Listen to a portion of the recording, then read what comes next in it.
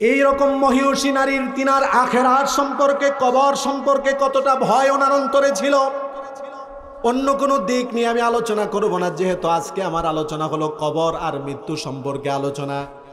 এবার আসেন আম্মাজান খাদিজাতুল কুবরা, কবর আর মৃত্যুর ভয় ওনার মধ্যে কতটা ছিল। আল্লাহর নবী বিশ্ব নবী রাহমাতুল লিল আলামিন বাড়িতে আসলেন, আসার পরে দেখলেন ওনার স্ত্রী আম্মাজান খাদিজাতুল কুবরা কান্না করেন। আল্লাহর নবী প্রশ্ন করলেন, ও খাদিজা, তুমি কেন কান্না করো? কান্না করার তোমার কারণ কি? আল্লাহর নবীর প্রশ্নের উত্তরে আম্মাজান খাদিজাতুল কুবরা কোনো উত্তর দেন না, শুধু কান্না করে যান, শুধু কান্নাই করে যান। এক পর্যায়ে আল্লাহর নবী সান্ত্বনা দেওয়ার পরে আম্মাজান খাদিজাতুল কুবরা রাদিয়াল্লাহু তাআলা আনহা তিনি বলেন, ইয়া রাসূলুল্লাহ, ইয়া হাবিবাল্লাহ, গো নবীজি, মৃত্যুর কথা আমার স্মরণ হয়ে গিয়েছে, কবরের কথা আমার স্মরণ হয়ে গিয়েছে।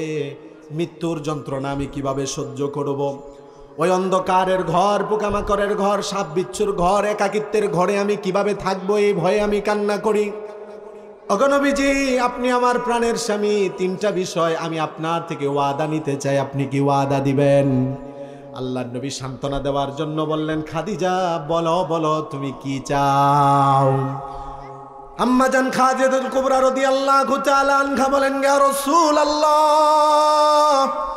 আপনি আমার সাথে ওয়াদাবদ্ধ হন, আমার যখন ইন্তেকাল হয়ে যাবে, দুনিয়ার অন্য কোনো সাধারণ কাফনের দ্বারা, কাপড়ের দ্বারা আমার শরীরে কাফন পরতে চাই না। আমার মনের ইচ্ছা হলো আমার ইন্তেকালের পরে আমার শরীরে যে কাফনটা উঠবে সেটা হলো আপনার ব্যবহৃত চাদর। আল্লাহর নবী ওয়াদা দিলেন, হ্যাঁ খাদিজা, ঠিক আছে, ওয়াদা দিলাম, আমার ব্যবহৃত চাদর দিয়ে আমি তোমার কাফন পরিয়ে দিব। কেন কেন রসুলের ব্যবহৃত চাদর তিনি কাফন হিসেবে চান? কেননা খাদিজা তিনি জানতেন রসুলের ব্যবহৃত চাদর এটা বিশ্ব নবী রাহমাতুল লিল আলামিনের ব্যবহৃত চাদর। যদিও এটার মর্ম আমরা হয়তো অনেকে বুঝতেছি না, হযরতে খাদিজা বুঝতে পেরেছিলেন রসুলের ব্যবহৃত চাদর যদি আমার গায়ে থাকে তাহলে এই কাপড় ভেদ করে জাহান্নামের আগুন আমার শরীরে কখনো লাগবে না। বলেন সুবহানাল্লাহ।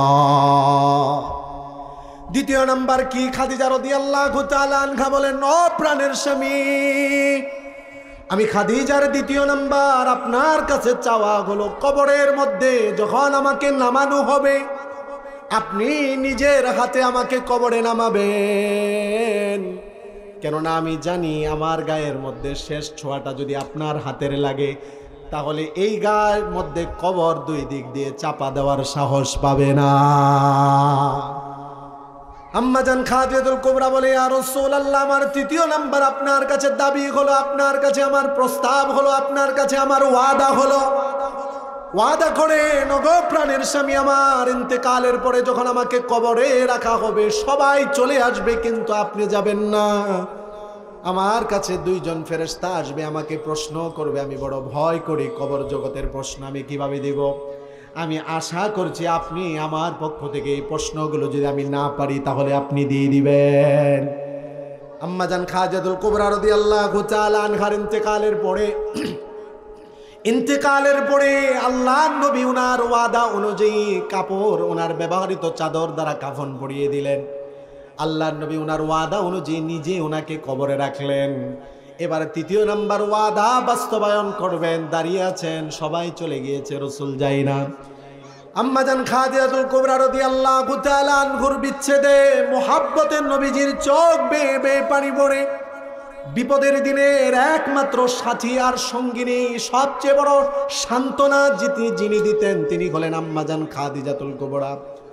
হযরতে আবু বকর সিদ্দিক এসে বলে, ইয়া রাসূলুল্লাহ, চলেন চলেন, আর কতক্ষণ আপনি এখানে দাঁড়িয়ে থাকবেন? আল্লাহর নবী আবু বকরকে বলে, আবু বকর, যাও যাও, তুমি চলে যাও, আমার খাদিজার সাথে আমি ওয়াদাবদ্ধ। সে বড় ভয় পায় কবরের প্রশ্নকে, সে বড় ভয় পায়। সে যদি প্রশ্নের উত্তর না দিতে পারে আমাকে বলেছিল আমি যেন তার প্রশ্নের উত্তর দিয়ে দেই। একজনের প্রশ্নের উত্তর আরেকজন দিতে পারবে এটা তো সম্ভব না, তারপরেও এটা কবরের ভয়ের একটা আলামত। কিছুক্ষণ পরে জিবরাইল এসে আল্লাহর নবীকে সান্ত্বনা দিলেন, ইয়া রাসূলুল্লাহ, ওগো নবীজি যান যান, আপনি চলে যান, আপনার খাদিজার প্রশ্নের উত্তরের জন্য আপনাকে দাঁড়িয়ে থাকা লাগবে না। আমি জিবরাইলকে আল্লাহ পাঠিয়েছেন আপনার খেদমতের কারণে, আপনাকে ভালোবাসার মহাব্বতের কারণে। আল্লাহ তাআলা বলেছেন খাদিজা যদি প্রশ্নের উত্তর না দিতে পারে স্বয়ং আল্লাহর পক্ষ থেকে এটা দিয়ে দেওয়া হবে। আল্লাহু আকবার। তাহলে নবীজির স্ত্রী, দীর্ঘদিনের সাথী সঙ্গী হওয়ার পরেও কবরের ব্যাপারে কত ভয়, কত চিন্তা। যদি এই ভয়, এই চিন্তা আমাদের মধ্যে থাকে, এই কবরের ভয় আর চিন্তা নিয়ে যদি জীবনে আমরা চলতে থাকি, আল্লাহর কসম মুরব্বী বাবারা, যুবক ভাইরা আমার, গুনাহ আমাদের হবে না, গুনাহ অনেক কমে যাবে, নেক আমাদের বেড়ে যাবে। ঠিক কিনা বলেন না ঠিক কিনা? যদি আমরা কবরের কথা স্মরণ করে চলতে পারি, আখিরাতের কথা স্মরণ করে যদি আমরা চলতে পারি, আমাদের জীবনের গুনাহ কমে যাবে, নেকের সংখ্যা বেড়ে যাবে। আর যদি আমরা নেককার করে যদি প্রকৃত একজন নেককার বান্দা হতে পারি, আবু দাউদ শরীফের বর্ণনা, মুসনাদে আহমদের বর্ণনা, আল্লাহর নবী দুই ব্যক্তির মৃত্যুর বর্ণনা দিয়েছেন। যদি একজন ইমানদার ব্যক্তি হয় তাহলে তার মৃত্যুর অবস্থা কি হবে, আর যদি বদকার হয় তাহলে তার মৃত্যুর অবস্থা কি হবে। নবীজি এটা হাদিসের মধ্যে বর্ণনা দিয়েছেন। আল্লাহর নবী বলেন, ইন্নাল আবদাল মুমিনা ইদা কানা ফি ইনকিতাইম মিনাদ দুনিয়া ওয়া ইকবালিম মিনাল আখিরাহ। আল্লাহর নবী বলেন, দুনিয়ার মধ্যে একজন ইমানদার ব্যক্তির যখন দুনিয়ার হায়াত ফুরিয়ে যায়, দুনিয়ার একজন ইমানদার ব্যক্তি যখন দুনিয়ার হায়াত শেষ হয়ে আখিরাতের দিকে অভিমুখী হয়, তখন আল্লাহর নবী বলেন, নাযালাত ইলাইহি মালাইকাতুম মিনাস সামা। ইমানদার ব্যক্তির মৃত্যুর সময় হলে আসমান থেকে হাজার হাজার লক্ষ লক্ষ রহমতের ফেরেশতা পাঠিয়ে দেন। সুবহানাল্লাহ। ইমানদার ব্যক্তির মৃত্যুর হালতটা কেমন? নবীজি বলেন, রহমতের ফেরেশতারা চলে আসে। তাদের চেহারাগুলো কেমন? নবীজি বলেন, বিদুল বুজুহ। ইমানদার ব্যক্তির মৃত্যুর স্বাগতম জানানোর জন্য যেই ফেরেশতাগুলো জমিনে আসে, তাদের চেহারা হলো পূর্ণিমার রাতের চাঁদের চেয়ে সুন্দর। জোরে বলেন আল্লাহু আকবার। আল্লাহর নবী বলেন, ওই ফেরেশতাগুলো এসে ইমানদার ব্যক্তির সামনে বসে পড়ে। ইমানদার ব্যক্তি তাকালে যতটুকু পর্যন্ত তার দৃষ্টির সীমানা যায়, ততটুকু পর্যন্ত দুই দিকে লাইন হয়ে রহমতের ফেরেশতারা দাঁড়িয়ে যায়। এভাবে দাঁড়ানোর পরে সর্বশেষ ফায়াজি ও মালাকুল মাউত।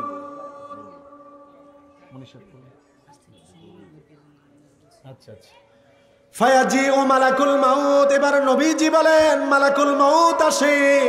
মালাকুল মাউত আসার পরে তার হাতের মধ্যে সুন্দর একটা জান্নাতি সুগ্রানের কাপড় থাকে। ওই মৃত ব্যক্তি যে ইমানদার হয় তাকে সুন্দর করে সম্বোধন করে বলে, ওগো ইমানদার বান্দা, ইয়া আইয়াতুহান নাফসুত তাইয়্যিবা, ইয়া আইয়াতুহান নাফসুল হামিদা। ও পবিত্র আত্মা, ও প্রশান্ত আত্মা, আল্লাহ তোমার প্রতি খুশি, তুমি আল্লাহর সন্তুষ্টির দিকে বের হয়ে আসো। সুবহানাল্লাহ। ইমানদার ব্যক্তিকে মালাকুল মাউত যখন এভাবে বলে, এই বোতল থেকে পানি গ্লাসে ডাললে যেরকম পানিগুলো বোতলে চলে যায়, এভাবে বলার পরে নবীজি বলেন, কামা তাসিলুল কতরাতু মিন ফিস সিকা।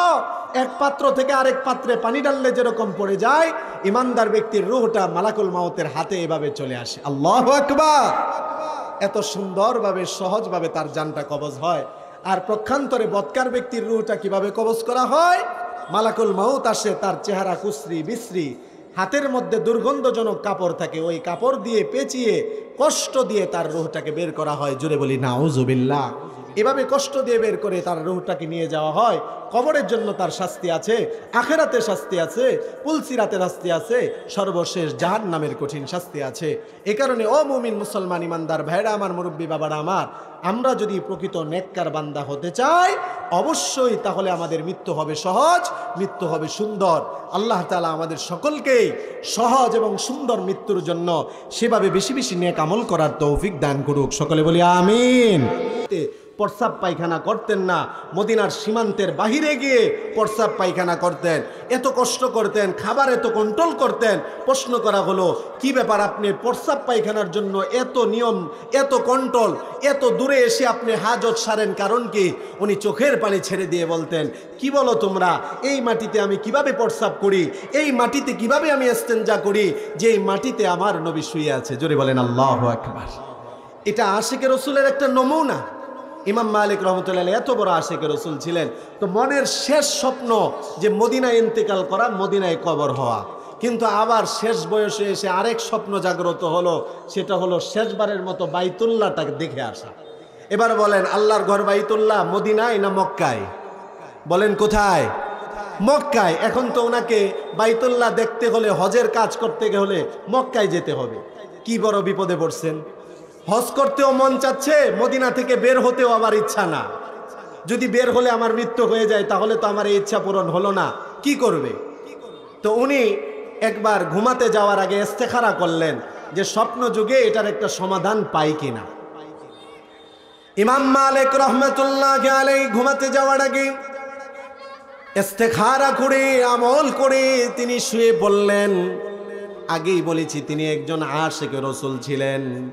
আর রসুলের প্রেমিকরা যখন কোনো বিপদে আপদে মুসিবতে থাকেন, দুশ্চিন্তায় থাকেন, আল্লাহর পক্ষ থেকে রসুল সেই আশিকের দুশ্চিন্তা দূর করে দেন। আল্লাহু আকবার। স্বপ্ন যুগে তিনি ঘুমানোর সাথে সাথে ইমাম মালিক আল্লাহর নবীকে স্বপ্ন যুগে দেখতে পেলেন। এখান থেকে আরেকটা কথা আমি আপনাদেরকে বলে দিয়ে যাই, মুরব্বী বাবারা, যুবক ভাইরা আমার, দিলের মধ্যে কত কামনা বাসনা আমরা ধারণ করি, লালন করি। দিলের মধ্যে এই কামনা বাসনা থাকা উচিত। সচক্ষে নবীজিকে দেখার ভাগ্য আমাদের হয়নি, কিন্তু স্বপ্ন যুগে নবীজিকে দেখার সুযোগ আছে কিনা?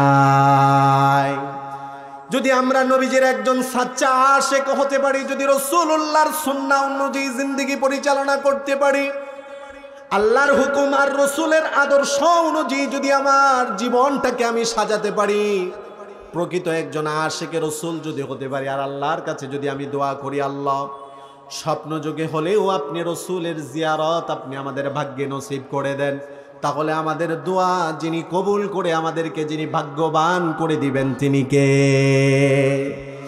আর নবীজিকে যদি আমরা স্বপ্ন যুগে একবার দেখতে পারি, নবীজির হাদিস প্রমাণ করে, মান রাআনি ফিল মানাম, আমার যে উম্মত স্বপ্ন যুগে আমাকে দেখলো, ফাকাদ রাআনি। তিরমিজি শরীফের হাদিস, কয়েকদিন আগেও আমি আমার ছাত্রদেরকে পড়িয়েছি। নবীজি বলেন, যে স্বপ্ন যুগে আমাকে দেখলো সে আমাকেই দেখলো। বলেন সুবহানাল্লাহ। কেন নবীজিকেই দেখলাম? নবীজি বলেন, লিআন্না শাইতান লা ইয়াতামাসসালু বিসূরাতি, শয়তান দুনিয়ার সকল মানুষের রূপ ধারণ করতে পারে, মানুষকে ধোঁকা দিতে পারে, কিন্তু নবীজি বলেন শয়তান আমি নবীজির রূপ ধারণ করতে পারে না। ইমাম মালিক রহমতুল্লাহি আলাইহি শুয়ে পড়লেন। শুয়ে পড়ার সাথে সাথেই নবীজিকে স্বপ্ন যুগে দেখলেন। বিশ্ব নবীকে স্বপ্ন যুগে দেখে এবার প্রশ্ন করলেন ইমাম মালিক। আল্লাহর নবী প্রশ্ন করলেন ইমাম মালিককে প্রথমে, ও মালিক, এত চিন্তিত কেন, এত পেরেশান কেন? ইমাম মালিক রহমতুল্লাহি আলাইহি বলেন, ইয়া রাসূলুল্লাহ, ইয়া হাবিবাল্লাহ, গো নবীজি, আমি চিন্তিত পেরেশান এই কারণে, আমার মনের মধ্যে বড় ইচ্ছা মদিনায় মৃত্যুবরণ করা, আবার মনের ইচ্ছা মদিনা থেকে আবার মক্কায়ও যাওয়া। তবে ভয় লাগে, যদি আমি মক্কায় যাই তাহলে মদিনায় মৃত্যুবরণ করতে পারবো না, ইচ্ছাটা আমার পূরণ হবে না। কি করতে পারি? আপনি যদি আমাকে বলে দিতেন আমার কতদিন হায়াত আছে, তাহলে ওই সময়ের মধ্যে আমি মক্কায় গিয়ে হজের কাজ সম্পন্ন করে আবার এর আগেই মদিনায় আসতাম। তার মানে ইমাম মালিক আল্লাহ রসুলকে প্রশ্ন করলেন, ইয়া রাসূলুল্লাহ, আমার কতদিন হায়াত আছে একটু বলে দেন, ওই হায়াতের মধ্যে আমি মক্কায় গিয়ে হজের কাজ করে আবার মদিনায় ফিরে আসব। ইমাম মালিক রহমতুল্লাহি আলাইহি স্বপ্ন যুগে এই প্রশ্নটা নবীজিকে করার পরে আল্লাহর নবী মৌখিক কোনো উত্তর দেননি, রহমাতুল লিল আলামিন, বিশ্ব নবী আকায়ে নামদার মদিনা আহমদে মুস্তাফা মুহাম্মদে মুজতবা, সকলে বলেন সাল্লাল্লাহু আলাইহি ওয়াসাল্লাম।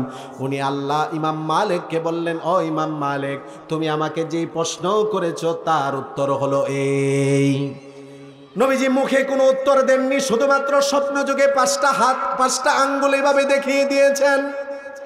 এর দ্বারাই ইমাম মালিকের স্বপ্ন ভেঙে গিয়েছে, ঘুম ভেঙে গিয়েছে। ইমাম মালিক ঘুম থেকে উঠে বড় চিন্তিত হয়ে গেলেন, আরো পেরেশান হয়ে গেলেন। আহারে, প্রশ্ন করলাম নবীজিকে মৌখিক, নবীজি মৌখিক কোনো উত্তর না দিয়ে শুধু হাত দেখিয়ে দিলেন, 5টা আঙ্গুল নবীজি আমাকে দেখিয়ে দিলেন। এটার কি ব্যাখ্যা হতে পারে, কি অর্থ হতে পারে? আমরা তো এখানে যারা আছি, আমরা অলরেডি ব্যাখ্যা অনেকে হয়তো করতেছি। আল্লাহর নবী 5 আঙ্গুল দেখিয়ে ইমাম মালিককে বুঝালেন 5 ঘন্টা হায়াত, 5 দিন হায়াত, 5 সপ্তাহ হায়াত, 5 মাস হায়াত, 5 বছর হায়াত। না না, ইমাম মালিকও বড় চিন্তিত হয়ে গেলেন, 5 আঙ্গুল দ্বারা আমি কি বুঝে নিব? তৎকালীন স্বপ্নের সবচেয়ে বড় ব্যাখ্যাকার ছিলেন মুহাম্মদ ইবনে সিরিন। ইমাম মালিক তার খাদেমকে মুহাম্মদ ইবনে সিরিনের কাছে পাঠিয়ে দিলেন। এবার মুহাম্মদ ইবনে সিরিন সকল ঘটনা শুনে তিনি বলে দিলেন খাদেমকে, যাও যাও ইমাম মালিককে গিয়ে বলো নবীজিকে 5 আঙ্গুল দেখিয়েছেন, এর দ্বারা 5 ঘন্টা, 5 দিন, 5 সপ্তাহ, 5 মাস হায়াত উদ্দেশ্য নয়। উদ্দেশ্য হলো নবীজি বলতে চেয়েছেন 5টা বিষয় এমন আছে যেটা আমি নবী নিজেও জানি না, যিনি জানেন জোরে বলেন তিনি কে? এই যে সূরা লোকমানের শেষে যে 5টা বিষয়ের কথা বললাম, নবীজিও স্বপ্ন যোগে বলেন। ইমাম মালিক রহমতুল্লাহ আলাইহি স্বপ্নের ব্যাখ্যা যে এই যে 5টা বিষয়, 5টা আঙ্গুল দেখিয়ে নবীজি বলেন যে কখন কিয়ামত হবে, কখন বৃষ্টি হবে, কি বৃষ্টি হবে, এবং মায়ের গর্ভে কেমন সন্তান আছে, এবং কে কোথায় যাবে, কি করবে, কি খাবে, কে কোথায় মৃত্যুবরণ করবে। কয়টা বিষয়? এই 5টা বিষয় নবীজি বলেন এটা আমিও জানি না, যিনি জানেন তিনি কে? তাহলে আপনাদের এই প্রশ্নের উত্তর পেয়ে গেলেন যে হুজুর কবে মরব, কোথায় মরব, কেউ আমরা জানি না, একমাত্র আল্লাহই যেহেতু জানেন, তাহলে আমাদের জন্য উচিত সবসময় মৃত্যুর প্রস্তুতি নিয়ে থাকা। ঠিক কিনা বলেন? আমি কিন্তু আপনাদের প্রশ্ন অনুযায়ী আবার সেটার জবাবও দিতেছি। এই প্রশ্নগুলো মনে জাগতে পারে যে হুজুর জানি না কবে মরব, তাহলে কি করব? তাহলে উত্তর এটা, সবসময় মৌতের স্মরণ রাখা, সবসময় কবরের স্মরণ রাখা, সবসময় মৌত আর কবরের স্মরণ রেখে কবর জগতের প্রস্তুতি গ্রহণ করা। জুড়ে বলেন ঠিক কিনা? এটার ব্যাপারে আল্লাহর নবী বলেন, সুনানুত তিরমিজির বর্ণনা 2477 নম্বর হাদিস, হযরতে আবু হুরায়রা রাদিয়াল্লাহু তাআলা আনহু থেকে বর্ণিত। আবু হুরায়রা বলেন, নবীজি বলেছেন, আকসিরু যিকরা হাদিমিল লাযযাত। আল্লাহর নবী বলেন, ও আমার উম্মতেরা, তোমরা বেশি বেশি ওই জিনিসটাকে স্মরণ করো যে জিনিসটাকে স্মরণ করলে দুনিয়ার সব স্বাদ, সব আল্লাহ তোমাদের পানসে হয়ে যায়। সেটা কি? সেটা হলো মৃত্যু। দুনিয়াতে বাড়ি গাড়ি গাড়ি আর দুনিয়াতে নেতৃত্বের যে স্বপ্ন আমরা দেখি, আর এই বাড়ি গাড়ি আর নেতৃত্বের জন্য হারাম আর হালালের যে কোনো তোয়াক্কা করি না। যদি মৃত্যুর কথা স্মরণ করি, বাড়ি গাড়ি নারী আর নেতৃত্বের সব স্বাদ আমাদের পানসে হয়ে যায়। ঠিক কিনা? যদি এই কথাটা ভাবি, আহারে এত বাড়ি, এত গাড়ি, এত সম্পদ দিয়ে কি হবে? আমার মৃত্যুর পরে আমার শরীরে এমন একটা কাফনের কাপড় পরিয়ে দেওয়া হবে যে কাফনের কাপড়ের কোনো ধরনের কোনো পকেটই নেই। ঠিক কিনা বলে? আচ্ছা বলেন তো, পৃথিবীতে আজও পর্যন্ত এমন কোন ধনী ব্যক্তি মৃত্যুর পর এমন হয়েছে যে তার কাফনের কাপড়ের ছোট একটা পকেট বানিয়ে কিছু স্বর্ণ, কিছু গয়নাকাটি, কিছু অলংকার, কিছু পয়সা, কিছু টাকা, তার সাথে কিছু চেক দিয়ে দেওয়া হয়েছে যে কবর জগতে বিপদে পড়লে, দুনিয়াতে বিপদে পড়লে টাকা দিয়ে উদ্ধার পাওয়া যায়। দুনিয়ার মুসিবত অনেক সময় টাকার দ্বারা দূর হয়, আল্লাহ দূর করেন এই টাকার মাধ্যমে। তবে এমন কি হয়েছে যে কবরে 2-1 জনকে 2-1 লাখ টাকা দিয়ে দেওয়া হয়েছে? এমন ঘটনা ঘটেছে না। এই যে যদি এই মৃত্যুর কথাটা স্মরণ করি, আমাদের এই দুনিয়ার স্বাদ পানসে হয়ে যাবে। এজন্যই নবীজি বলেন, যিকরা হাদিমিল লাযযাত, আকসিরু যিকরা হাদিমিল লাযযাত। দুনিয়ার স্বাদকে পানসে করে দেয় যে মৃত্যুর কথা, এটার কথা স্মরণ করো। বাড়ি গাড়ির স্বপ্ন কমে যাবে, নেতৃত্বের স্বপ্ন কমে যাবে, আখিরাতের স্বপ্ন বাড়তে থাকবে। ঠিক কিনা বলেন? আমরা কেনই বা কবরের কথা স্মরণ করব না? কেনই বা আখিরাতের কথা স্মরণ করব না? কেনই বা আমরা মৃত্যুর কথা স্মরণ করব না? নবীজির অনেক সাহাবী ছিলেন যারা জান্নাতের সুসংবাদ প্রাপ্ত সাহাবী, জান্নাতের সার্টিফিকেট প্রাপ্ত সাহাবী ছিলেন। তাদের মধ্যে একজন হলেন হযরতে ওসমান রাদিয়াল্লাহু তাআলা আনহু। আশরায়ে মুবাশশারা 10 জন সাহাবী যারা, তাদের অন্যতম একজন হযরতে ওসমান। শুধুমাত্র 10 জনের সাথেই নবীজি তাকে জান্নাতের সুসংবাদ দিয়েছেন এমনটা নয়। অনেক বৈঠকে, অনেক দান সৎকার কারণে নবীজি হযরতে ওসমানকে জান্নাতি ব্যক্তি বলে ঘোষণা দিয়েছেন। বলেন সুবহানাল্লাহ। সুনানুত তিরমিজির বর্ণনা, হাদিসের সংখ্যা হলো 2478 নম্বর হাদিস। এই যে একজন জান্নাতের সুসংবাদ প্রাপ্ত সাহাবী, ওনার অবস্থাটা কেমন ছিল আর আমাদের অবস্থাটা কেমন, শুধুমাত্র এটা বোঝানোর জন্য বলতেছি। হাদিসের মধ্যে এসেছে, কানা উসমান ইদা ওয়াকাফা আলা কবরিন, নবীর সাহাবী জান্নাতের সুসংবাদ প্রাপ্ত সাহাবী হযরত ওসমান যখন কবরের পাশ দিয়ে যেতেন, কবরের পাশে তিনি দাঁড়াতেন, হাত্তা ইয়াবুল্লাহ ইয়াবকি, এই পরিমাণ তিনি কান্না করতেন, কন্দন করতেন, হাত্তা ইয়াবুল্লাহ লিহিয়াতা, চোখের পানি দাড়ি ভিজে ভিজে টপ টপ করে জমিনে পড়ত। একজন জান্নাতের সুসংবাদ প্রাপ্ত ব্যক্তি, একজন জান্নাতি সাহাবীর কবরের পাশ দিয়ে যায়, কবরের পাশে দাঁড়িয়ে কান্না করে আর চোখের পানিতে দাড়ি ভিজে যায়। হযরত উসমানকে সাহাবায়ে কেরাম প্রশ্ন করলেন, ফাকিলা লাহু তুযকারুল জান্নাতু ওয়ান নার।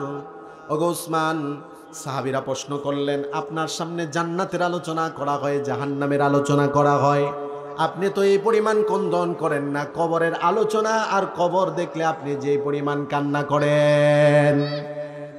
হযরত ওসমান এবার সাথীদের উত্তরে বলে, কবর দেখার কারণে আমি কান্না করি, কবর দেখলে আমি ওসমান নিজেকে সহ্য করতে পারি না। এর কারণ কি জানো? ইন্নাল কবর আউয়ালু মানজিলিম মিন মানাজিলিল আখিরা।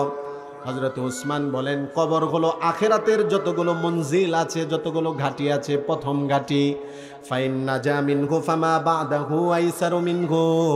কবর নামক ঘাটি থেকে যদি কোনো ব্যক্তি মুক্তি পেয়ে যায়, কবরের পরবর্তী ঘাটিগুলো যিনি সহজ করে দিবেন তিনি কে?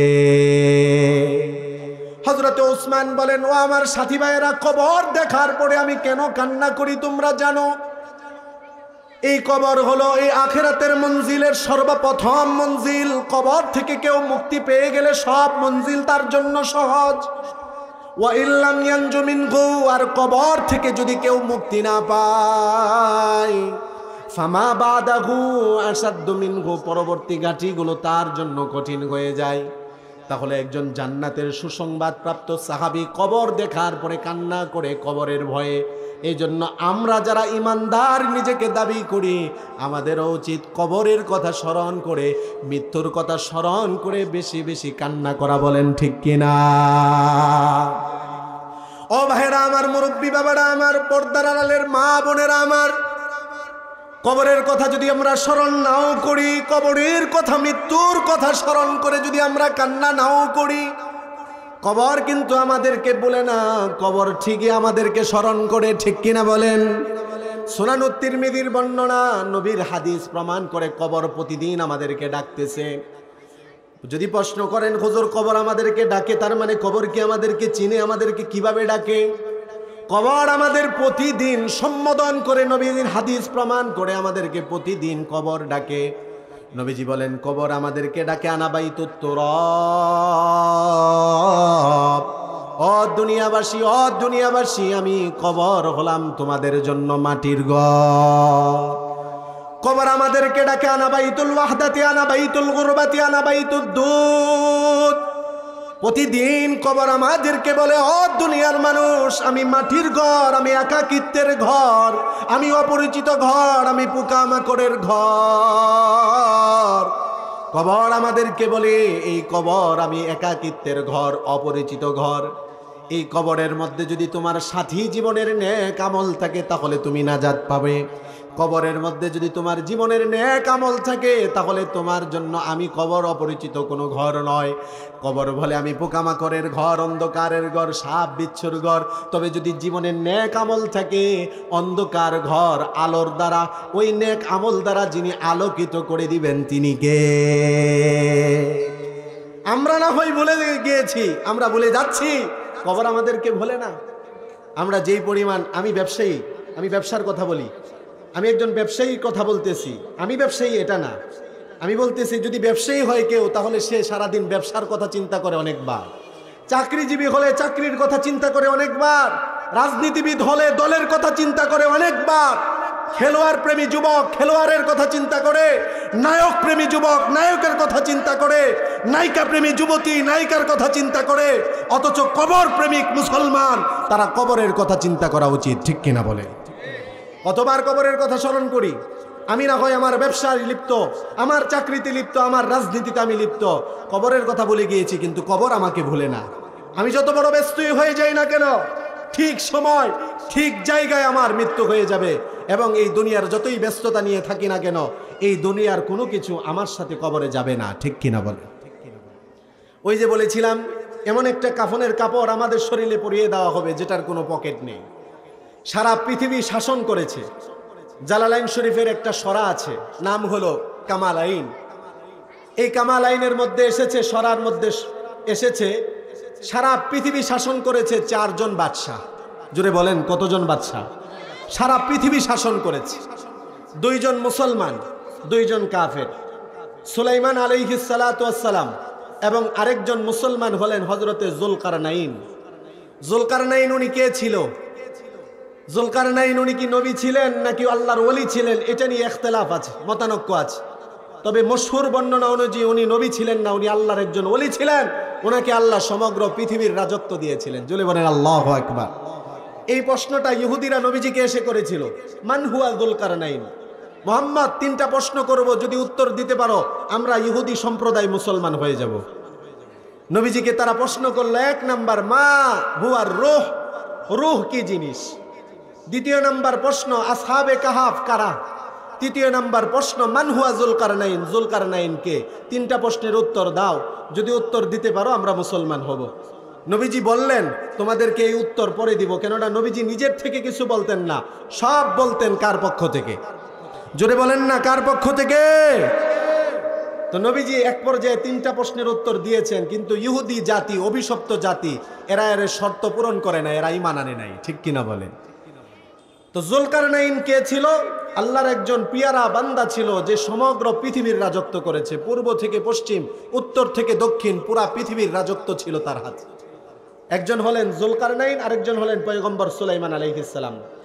আর 2 জন কাফের, একজন হলো বুখতানাসার, আরেকজন হলো নমরুদ। আরেকজন কে? জোরে বলেন, নমরুদ। এই যে 2 জন মুসলমান, 2 জন কাফের, সারা পৃথিবী রাজত্ব করেছে 4 জন বাদশা। এই যে সারা পৃথিবী রাজত্ব করেছে 4 জন বাদশার মধ্য থেকে যিনি হলেন যুলকারনাইন, সারা পৃথিবীর রাজত্ব ওনার কাছে ছিল। ওনার ইন্তেকালের আগের অবস্থাটা কি ছিল? হযরতে যুলকারনাইন উনি যখন বুঝতে পারলেন দুনিয়া চিরদিন মানুষের জন্য চিরস্থায়ী কোনো ঠিকানা নয়, যুলকারনাইন ওনার ইন্তেকালের আগে ওনার সন্তানদেরকে ডাক দিয়ে বললেন, ও আমার সন্তানেরা, দুনিয়া এটা আমার জন্য চিরস্থায়ী নয়, কারো জন্য চিরস্থায়ী নয়। এই দুনিয়া থেকে আমাকে বিদায় নিয়ে যেতে হবে। তবে তোমরা আমার সন্তান, তোমাদের প্রতি আমার একটা ওসিয়ত হলো, আমি বাবা যুলকারনাইন যখন মৃত্যুবরণ করব, আমার লাশটাকে কাফন পরিয়ে 2 দিক দিয়ে 2টা হাত বের করে পুরা শহরের মধ্যে ঘোরাবে। ছেলেরা বাবার কথার কোনো কর্ণপাত করলো না, কিন্তু এটা তো বাবার ওসিয়ত। মৃত্যু হয়ে গেল যুলকারনাইনের। মৃত্যুর পরে যখন ওনাকে গোসল দেওয়া হলো, কাফনের কাপড় যখন ওনার শরীরের মধ্যে পরানো হলো, একজন ছেলে এসে বলে, বাবার ওসিয়ত ছিল। কারণ কি ছিল আমরা কেউ জানি না, কিন্তু ওসিয়ত ছিল।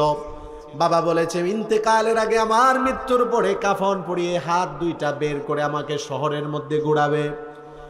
ছেলেরা ওসিয়ত অনুযায়ী হযরতে যুলকারনাইন তার লাশটাকে কাফন পরানো হলো, 2 দিক দিয়ে 2টা হাত বের করে শহরের মধ্যে ঘোরাতে লাগলো। শহরের কিছু মূর্খ মানুষগুলো এই দৃশ্য দেখে বলতে লাগলো, দেখো বাদশা যুলকারনাইন জীবদ্দশায় আমাদের থেকে ট্যাক্স নিয়েছে, কর নিয়েছে, মৃত্যুর পরেও আমাদের কাছে হাত পেতে রয়েছে। কিন্তু মূর্খ মানুষদের কথাগুলো এমন ছিল, তৎকালীন শহরের আলেম উলামা এবং জ্ঞানীগুণী ব্যক্তি যারা ছিল তারা এটার ব্যাখ্যা দিল, মূর্খরা, না না, তোমরা যেই ধারণা করতেছো তাই নয়। বরং যুলকারনাইন মৃত্যুর আগে ওসিয়ত এভাবে করে যাওয়ার কারণ হলো, যুলকারনাইন তোমাদেরকে এবং সমগ্র দুনিয়ার মানুষকে একটা মেসেজ দিয়ে যাচ্ছে, ও দুনিয়ার মানুষ, আমি যুলকারনাইন পৃথিবীর বাদশা ছিলাম। এই পৃথিবীর পূর্ব পশ্চিম উত্তর দক্ষিণ পুরোটা আমার রাজত্বে ছিল, কিন্তু আজকে আমি দুনিয়া থেকে বিদায় নিচ্ছি। দেখো দেখো, আমি যুলকারনাইনের দুইটা হাত খালি। ঠিক কিনা বলে? এটা বোঝানোর জন্য যুলকারনাইন তিনি এইভাবে ওসিয়ত করেছেন যে এই পৃথিবীতে যে যত বড় ধনী হোক না কেন, সম্পদশালী হোক না কেন, পৃথিবীর সম্পদ কেউ নিয়ে যেতে পারবে না। সকল সম্পদ, বাড়ি গাড়ি এবং যত কিছুই হোক না কেন, সব পড়ে যাবে আমার সাথে। আমার কবরে আমার জীবনের নেক আমল যাবে। জোরে বলেন ঠিক কিনা? এজন্যই আল্লাহর নবী বলেন, ইয়াতবাউল মাইয়িতা সালাসা। একটা মানুষ যখন মৃত্যুবরণ করে, একটা লাশকে যখন খাটিয়ার মধ্যে নিয়ে কবরের দিকে যাওয়া হয়, ওই ব্যক্তির সাথে সাথে তিনটা জিনিস যায়। তার দুইটা জিনিস কবরে রেখে তাকে চলে আসে, একটা জিনিস তার সাথে কবরে থাকে। নবীজি বলেন, ইয়াতবাউল মাইয়িতা সালাসা, তিনটা জিনিস মৃত ব্যক্তিকে অনুসরণ করে চলে। আহলুহু ওয়া মালুহু ওয়া আমালুহু। একটা মাইয়িতকে যখন আমরা কাফনের কাপড় পরিয়ে যখন খাটিয়ার মধ্যে নিয়ে যখন আমরা যাই, তখন মাইয়িতের পরিবার তার পিছনে পিছনে যায়। মাইয়িতের উপরে আমরা একটা চাদর দিয়ে দেই, মসজিদের খাট মাইয়িতের সাথে সাথে যায়। নবীজি বললেন 3 নাম্বার হলো মাইয়িতের জীবনের নেক আমল তার সাথে যায়। কিন্তু যখন মাইয়িতকে কবরের মধ্যে রাখা হয়, নবীজি বলেন ফায়ারজিউ ইসনান, দুইটা জিনিস ফিরে আসে, ওয়ায়াবকা ওয়াহিদ, একটা জিনিস তার সাথে কবরে রেখে যায়। আল্লাহর নবী বলেন দুইটা জিনিস ফিরে আসে, তোর মধ্যে একটা হলো আহলুহু ওয়া মালুহু। মাইয়তকে কবরে রাখার পরে তার পরিবার পরিজন তার সাথে কবরে থাকে না, ফিরে আসে।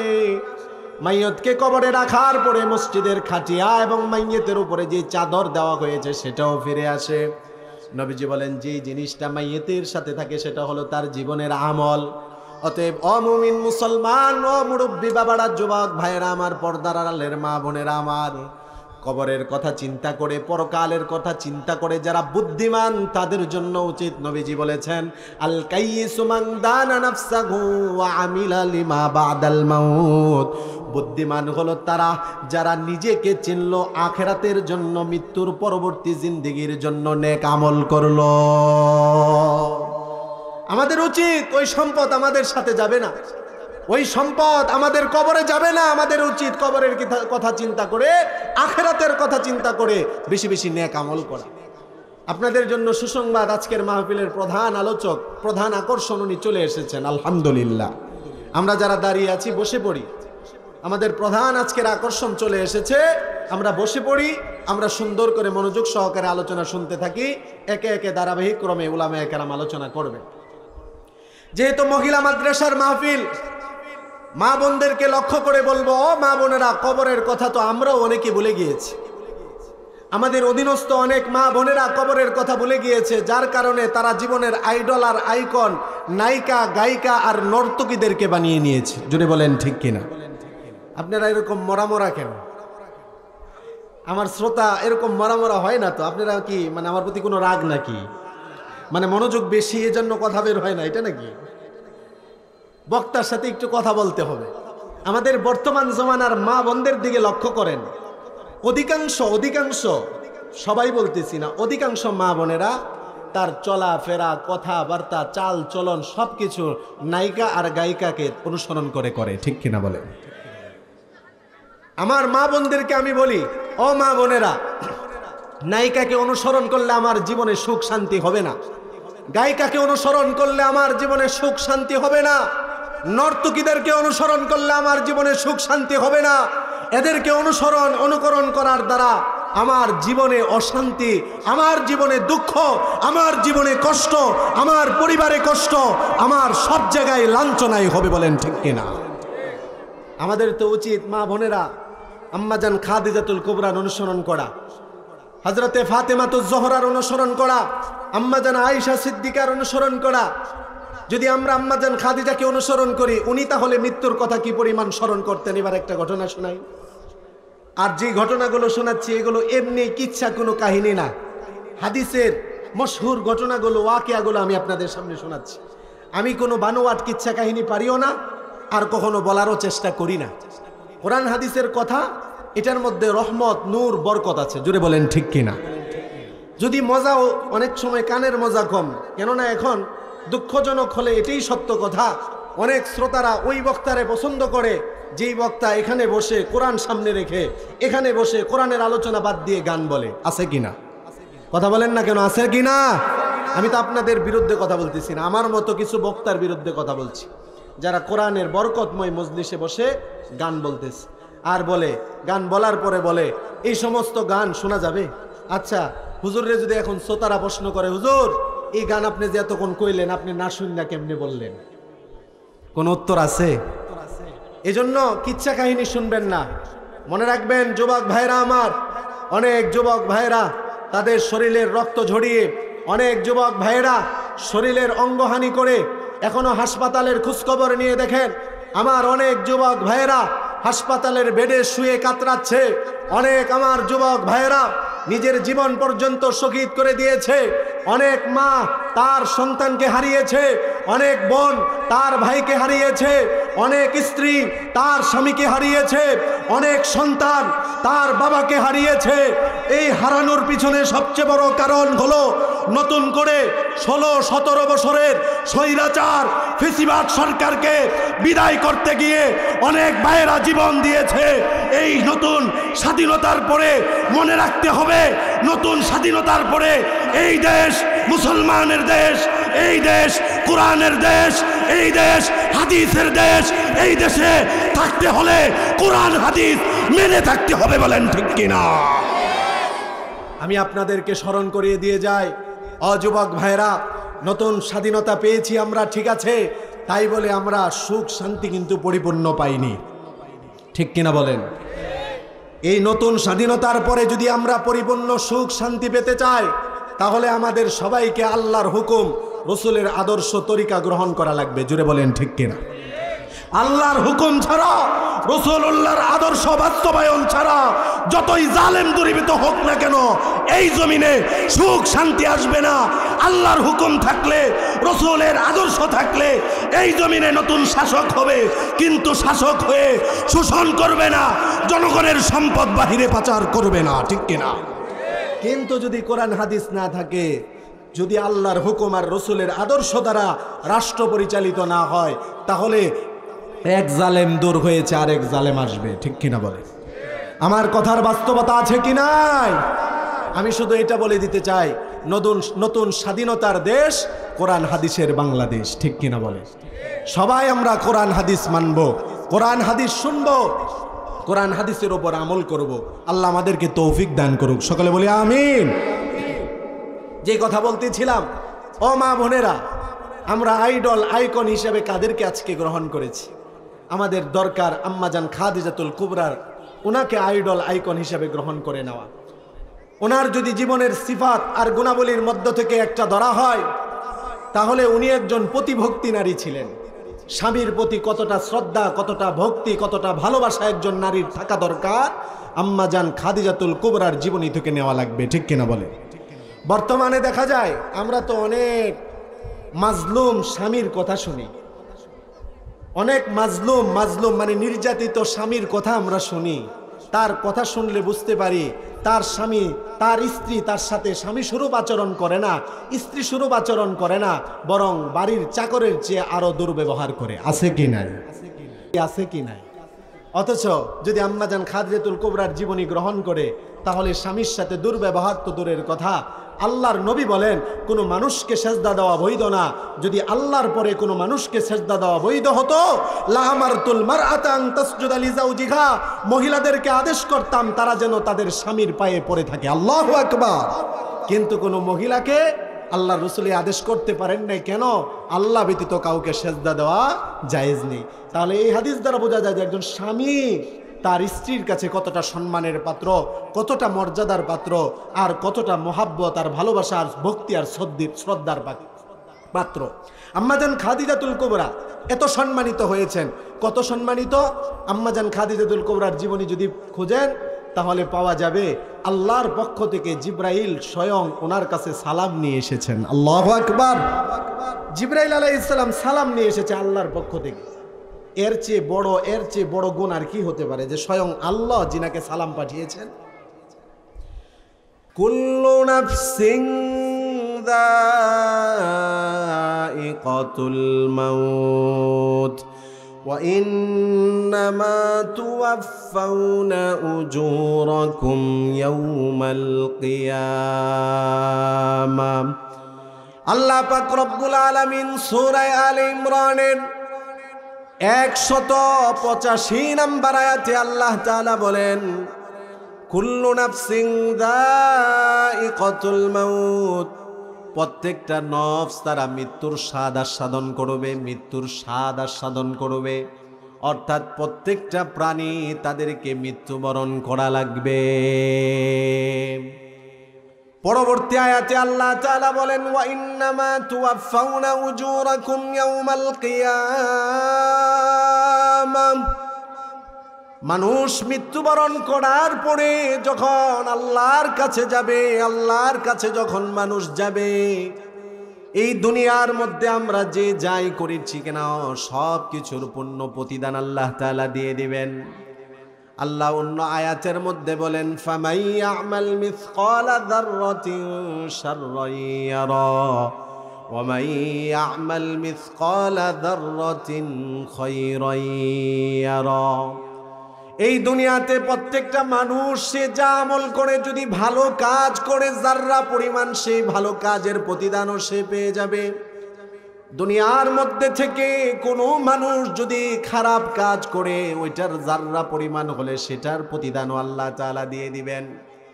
এটাই আল্লাহ তাআলা বলেন, মৃত্যুর স্বাদ সবাইকে আস্বাদন করা লাগবে, মৃত্যুর পরে সবাইকেই আমার কাছে আসা লাগবে এবং তোমাদের সবাইকেই পরিপূর্ণ প্রতিদান আমি আল্লাহ তাআলা দান করে দিব।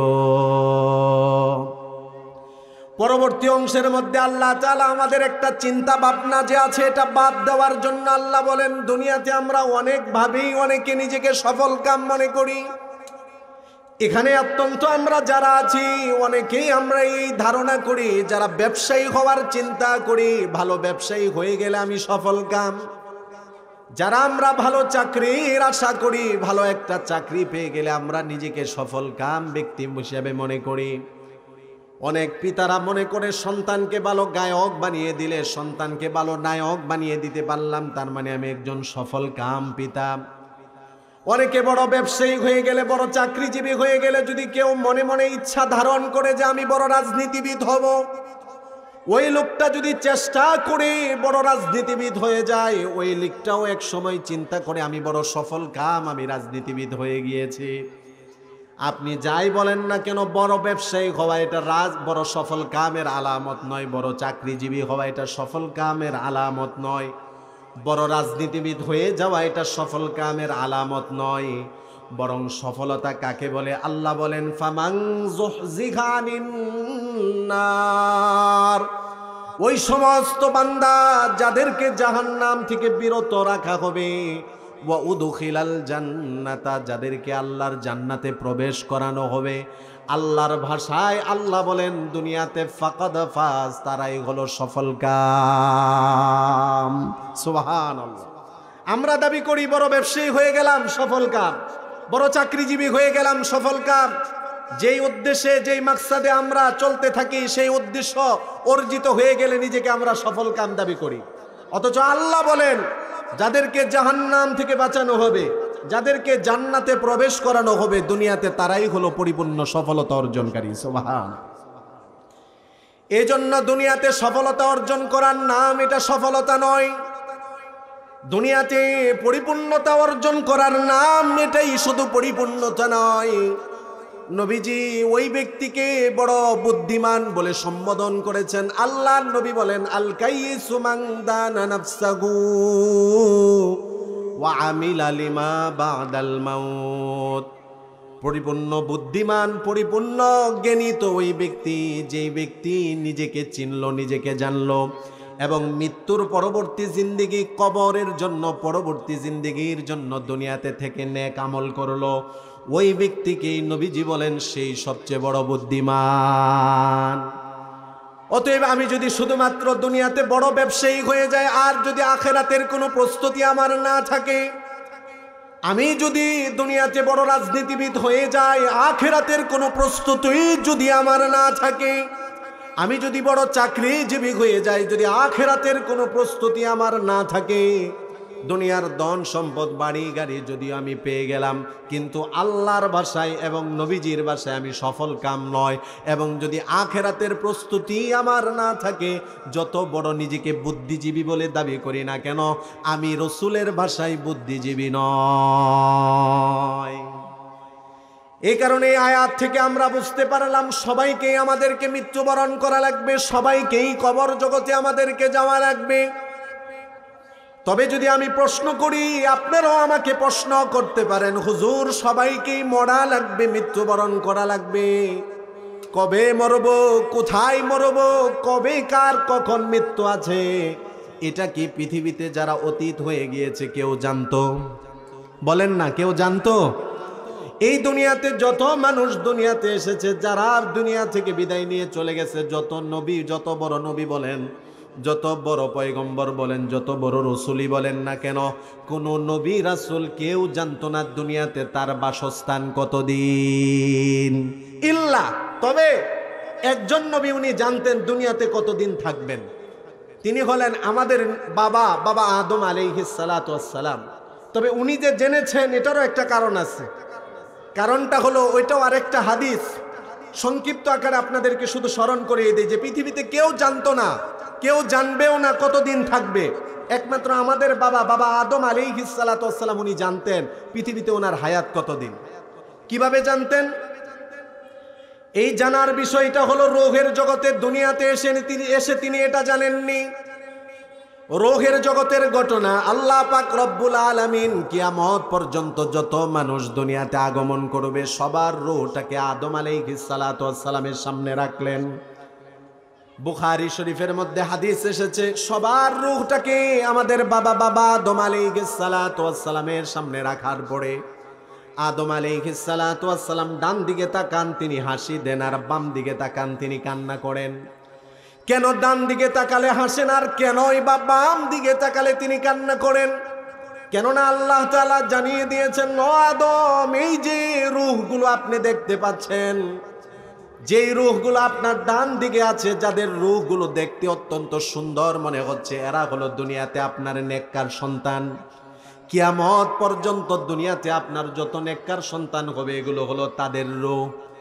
আর এই যে আপনি বাম দিকে দেখতে পাচ্ছেন, যে কালো দেখা যাচ্ছে যেই রূহগুলো, কুৎসি দেখা যাচ্ছে, বিশ্রী দেখা যাচ্ছে যেই রূহগুলো, এই রূহগুলো হলো দুনিয়াতে আগমন করবে আপনার কিয়ামত পর্যন্ত যত বদকার সন্তান হবে।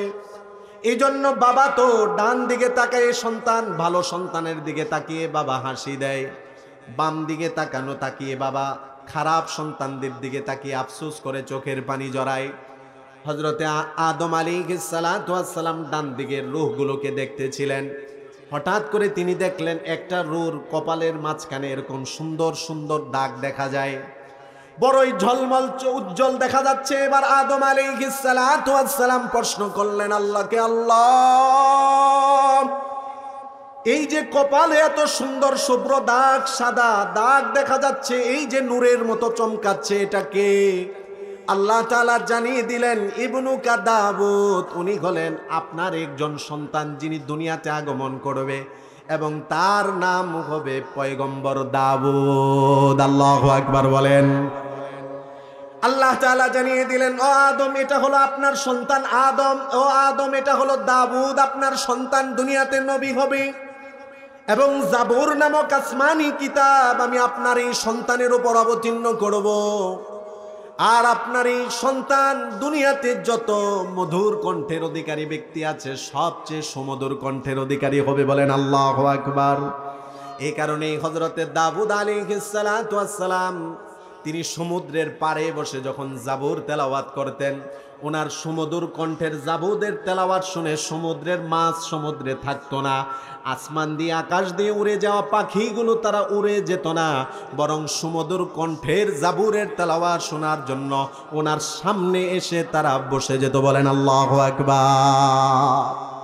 আল্লাহ জানিয়ে দিলেন এটা আপনার সন্তান দাউদ।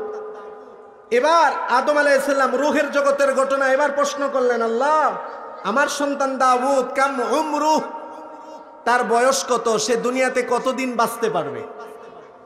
আল্লাহ পাক রব্বুল আলামিন রূহের জগতে বাবা আদমকে জানিয়ে দিলেন, ও আদম আপনারই সন্তান দাউদ দুনিয়াতে সে যাবে, তার বয়স হলো 60 বছর, 60 সানা, তার বয়স হবে 60 বছর। বাবা বলে, ও আল্লাহ আমার এত সুন্দর সন্তান দুনিয়াতে যাবে, এত বয়স, এত অল্প বছর বয়স, তার হবে 60 বছর। আল্লাহ আপনি জিদুহু, তার বয়সটা কিছু বাড়িয়ে দেন। আল্লাহর পক্ষ থেকে বলে দেওয়া হলো, ও আদম না না, বাড়ানোর কোনো সুযোগ নেই। কলম কালি শুকিয়ে গিয়েছে এবং এই পাতা উল্টিয়ে দেওয়া হয়েছে, অতএব যা দেওয়ার তা দেওয়া হয়ে গিয়েছে। হযরতে আদম আলাইহিস সালাতু ওয়াস সালাম এবার আবার আল্লাহকে বললেন, আল্লাহ আমার সন্তানের বয়স আপনি বাড়াতে দিবেন না, তাহলে আমার বয়স আপনি দুনিয়াতে কতদিন রেখেছেন? আল্লাহ তাআলা জানিয়ে দিলেন, আপনার বয়স হলো উমরুকা আলফু সানা, 1000 বছর। জোরে বলেন আল্লাহু আকবার। বাবা 1000 বছর দুনিয়াতে থাকবে, ছেলে মাত্র 60 বছর বাঁচবে, এটা বাবা সহ্য হয় না।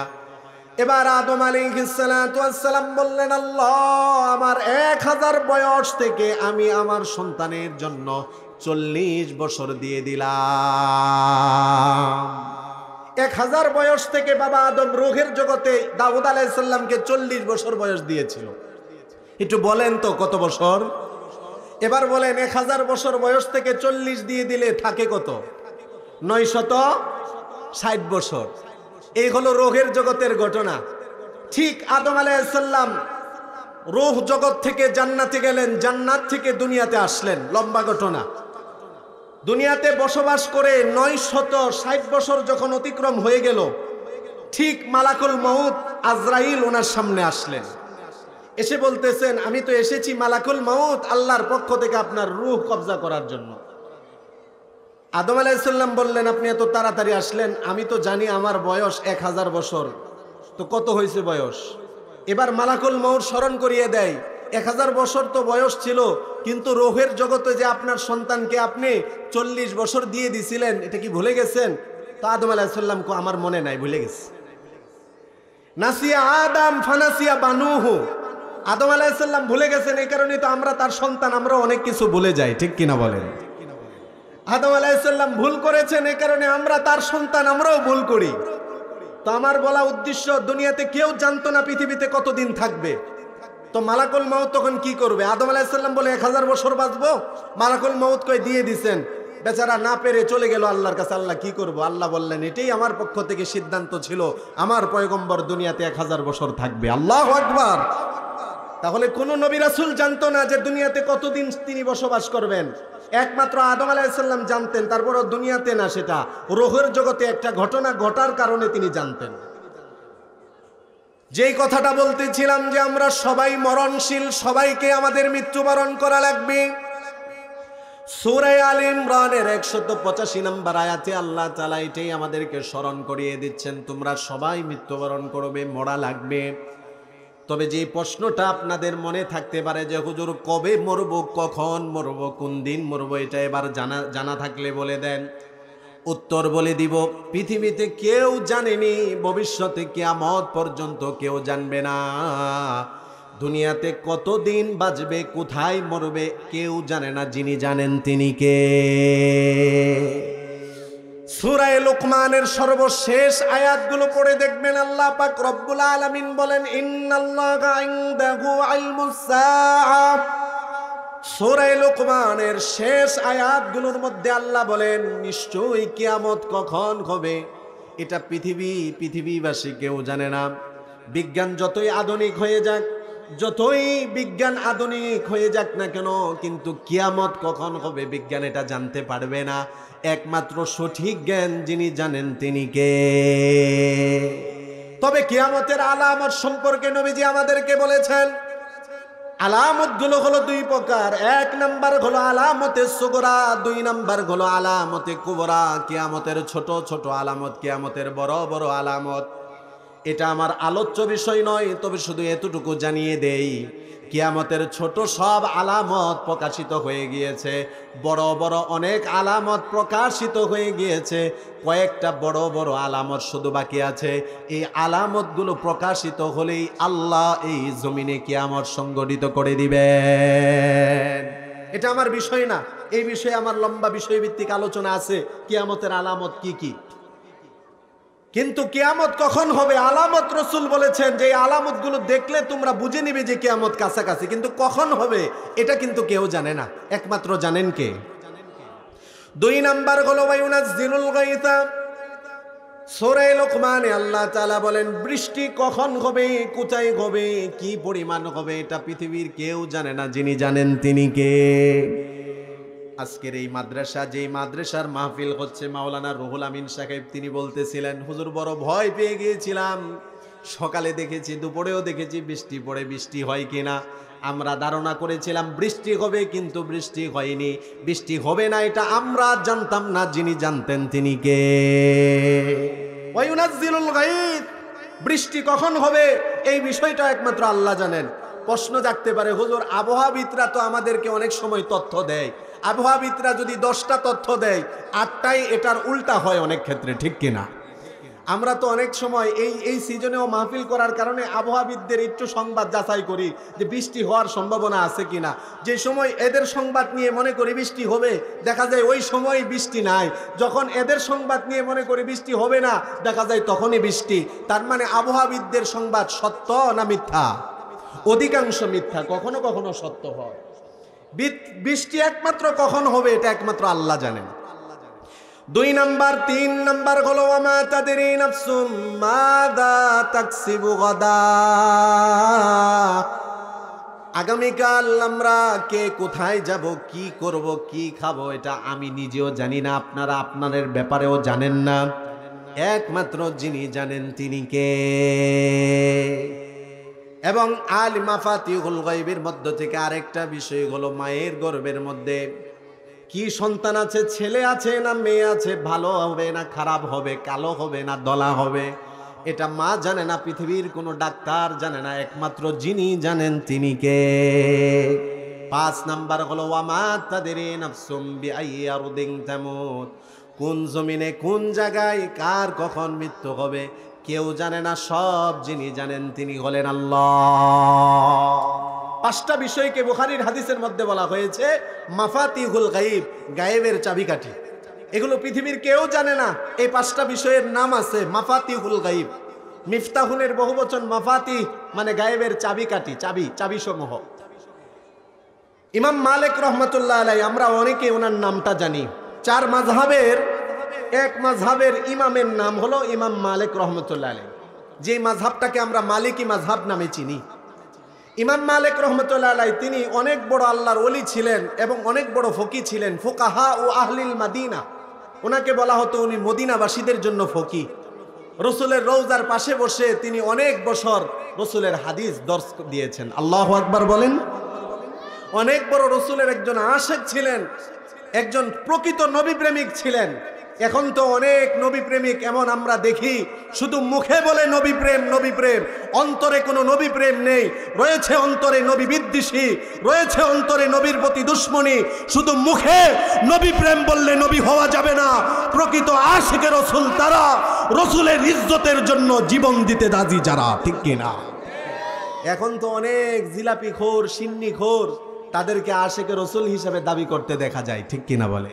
সারা বছর কোনো খবর নাই, রবিউল আউয়াল মাস আসলে 12ই রবিউল আউয়ালে মিছিল বের করে রাস্তার মোড়ে মোড়ে বড় বড় গেট টাঙ্গিয়ে লিখে দেয় 12ই রবিউল আউয়াল সকল ঈদের বড় ঈদ, এই ঈদে মিলাদুন নবী। জোরে বলেন নাউজুবিল্লাহ। ভণ্ডামি, ইসলামের মধ্যে কোনো ধরনের কোনো দখলদারিত্ব নেই।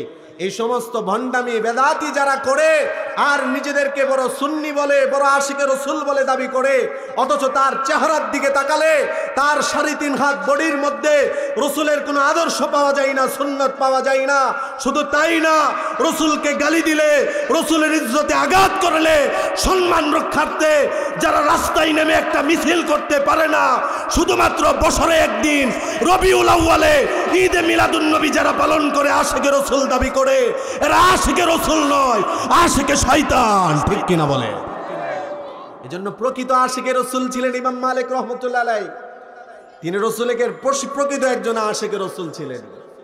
উনি ওনার জীবনের শেষ প্রান্তে এসে ওনার মনে একটা ইচ্ছা জাগলো যে আমার মৃত্যুটা মদিনায় হোক, কেননা এই মদিনার মাটিতে যিনি ছুঁয়ে আছেন তিনি হলেন আকায়ে নামদার মুহাম্মদুর রাসূলুল্লাহ সাল্লাল্লাহু আলাইহি ওয়াসাল্লাম। নবী প্রেম কাকে বলে? এই মাটিতে নবী শুয়ে আছেন, আমারও ইচ্ছা এই মাটিতে শোয়ার। এই জমিনে মদিনাতে নবীজির ইন্তেকাল হয়েছে, ইমাম মালিক বলেন আমারও দিলের ইচ্ছা মদিনায় ইন্তেকাল হওয়া। আশিক রসুল কাকে বলে দেখেন, ভালোবাসা কাকে বলে। শুধু এতটুকুই না, এই মাটিতে নবীজি শুয়ে আছেন, ইমাম মালিক রহমতুল্লাহের জীবনীতে পাওয়া যায় মদিনায় বসবাস করেছেন, কিন্তু প্রস্রাব পায়খানার হাজত